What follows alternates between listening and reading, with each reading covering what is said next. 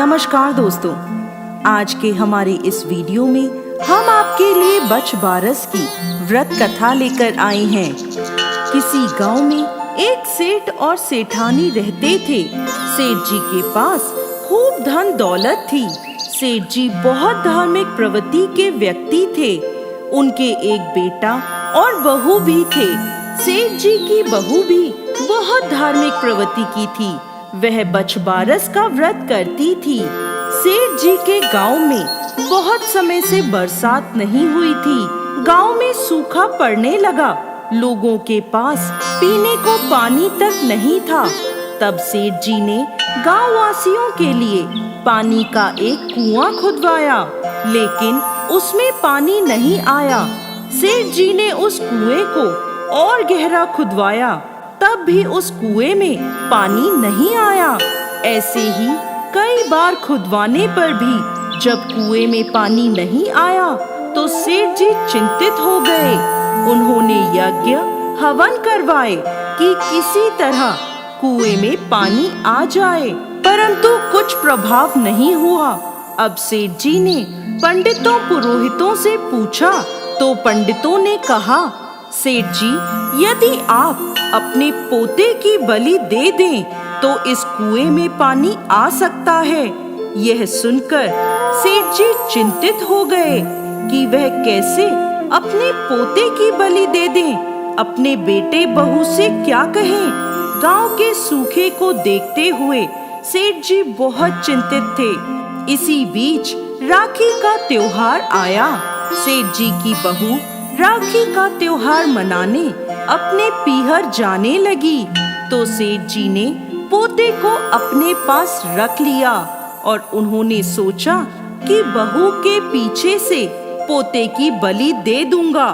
उन्होंने कुएं पर हवन पूजन करवाया।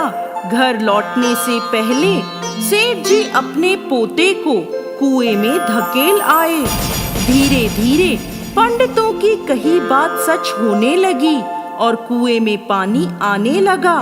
देखते ही देखते कुआं पानी से पूरा भर गया और सेठ जी का पोता उसमें डूब गया।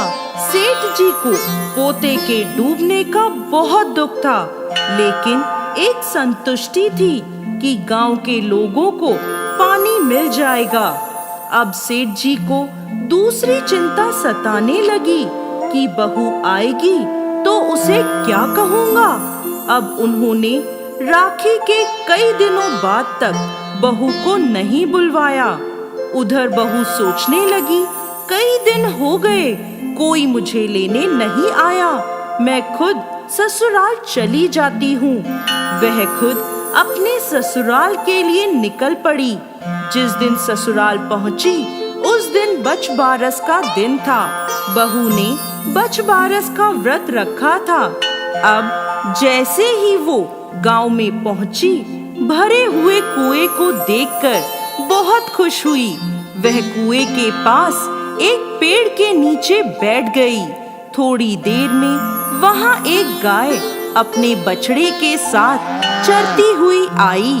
उसे देखकर बहू ने सोचा, क्यों ना मैं कुएं के पास नहाकर बछ बारस पूजकर घर जाऊं। अब वह तालाब पर नहा धोकर पूजा करने लगी। तालाब पर नारियल चढ़ाया और गाय की पूजा पूरे विधि विधान से करी। बहू की पूजा अर्चना से प्रसन्न होकर भगवान कृष्ण ने उसके पुत्र को जीवित कर दिया।